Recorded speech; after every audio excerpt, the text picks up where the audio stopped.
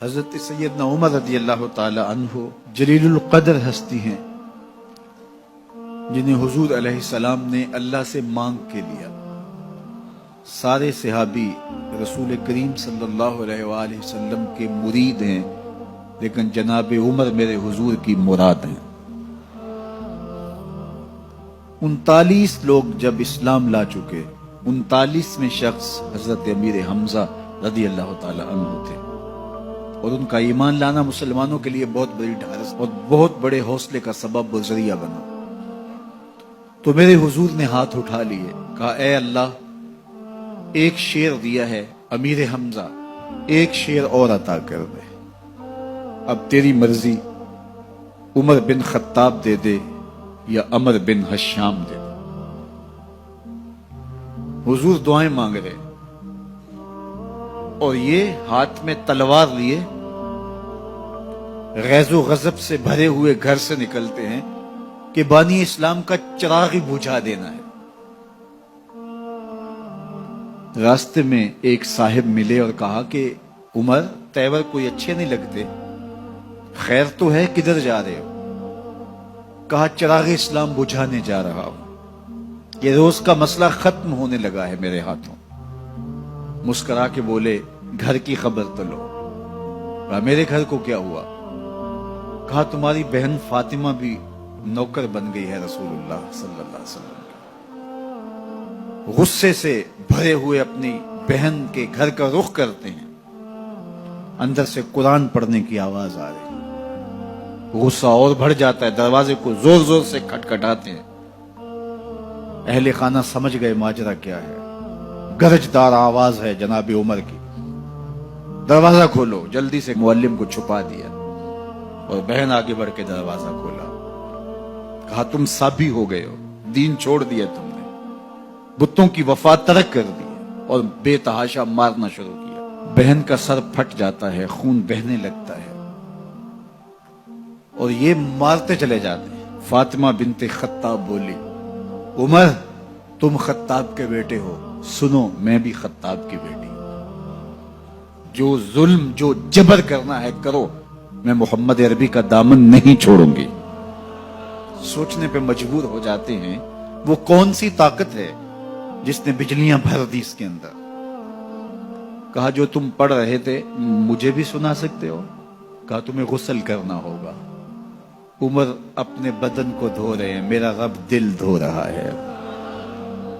اتنے میں معلم بھی قرآن لے کر آ جاتے ہیں اور قرآن کی تلاوت ہونے لگتی ہے۔ طٰہٰ ما انزلنا علیک القرآن لتشقیٰ، 14ویں رات کے محبوب چاند، ہم نے قرآن اس لیے نازل تو نہیں کیا تھا کہ تم مشقت میں پڑ جاؤ۔ بے تاب ہو گئے، کہا عمر کی عمر برباد ہو گئی، مجھے لے چلو حضور کی چوکھٹ پہ۔ تلوار حمائل کی ہے، بہنوئی ساتھ ہیں، اور حضور کی بارگاہ میں حاضر ہو رہے ہیں۔ دروازے کے سوراخوں سے دیکھا تو صحابہ تشویش کا اظہار کرنے لگے کہ عمر آ رہا ہے، تلوار حمائل کی ہے، ارادے اچھے نہیں لگتے۔ جناب امیر حمزہ نے کہا دروازہ کھول دو، اچھی نیت سے آیا تو استقبال کریں گے، نیت اچھی نہیں ہے تو اس کی تلوار سے اس کی گردن کاٹ دیں گے۔ حضور کے سامنے جا کے بیٹھ گئے، گلے میں کپڑا ڈالا تو حضور نے پکڑ کے کہا عمر، ابھی وقت نہیں آیا کہ تم اسلام لے آؤ؟ یہی وقت تھا عمر کے اسلام لانے کا۔ لبوں پہ کلمہ جاری ہو گیا، اللہ اکبر کی صدا اس زور سے گونجی کہ مکے کی گلیاں گونجنے لگی۔ اسلام لانے کے بعد حضور سے پوچھتے ہیں حضور کیا ہم حق پر نہیں ہیں؟ فرمایا ہم حق پر ہیں۔ اللہ کا دین سچا نہیں ہے؟ کہا اللہ کا دین سچا ہے۔ آپ اللہ کے سچے نبی نہیں ہیں؟ فرمایا میں اللہ کا سچا نبی ہوں۔ تو کہا پھر ہم چھپ کے عبادت کیوں کریں؟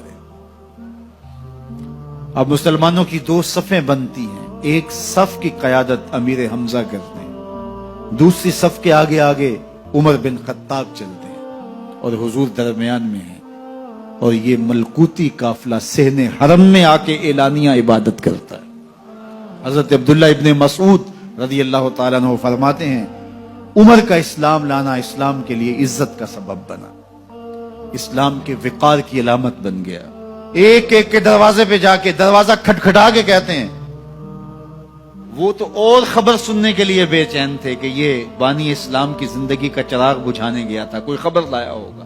وہ کہتے ہیں آؤ عمر کدھر آئے ہو؟ کہا تمہیں بتانے آیا ہوں، کمزوروں سے پنجہ آزمائی کرتے رہے ہو، آؤ میرے سے بات کرو، میں محمد عربی کا نوکر بن گیا ہوں۔ اللہ اکبر۔ میرے حضور نے فرمایا جب اچھے لوگوں کا ذکر کرو تو میرے عمر کا ذکر بھی کیا کرو۔ میرے عمر کی زبان پر حق بولتا ہے، سچ بولتا ہے۔ ان الشیطان یفر من ظل عمر، عمر کے سائے کو دیکھ کے شیطان بھاگتا ہے۔ اللہ اکبر۔ اسلام لائے تو زندگی کی ایک ایک سانس اسلام کے لیے وقف کر دی، حضور کا پہرا دیا، حضور کی ناموس کا پہرا دیا، حضور کی شریعت کا پہرا دیا۔ اسلامی فتوحات پھیلیں تو پھیلتی ہی چلی گئیں، کبھی مصر فتح ہو رہا ہے، کبھی ایران فتح ہو رہا ہے، آرمینیا تک مسلمانوں کی افواج پہنچتی ہیں۔ 22 لاکھ مربع میل پر حضرت عمر رضی اللہ تعالیٰ عنہ کی سلطنت پھیل جاتی ہے۔ عدل و انصاف کا دورہ ہوتا ہے۔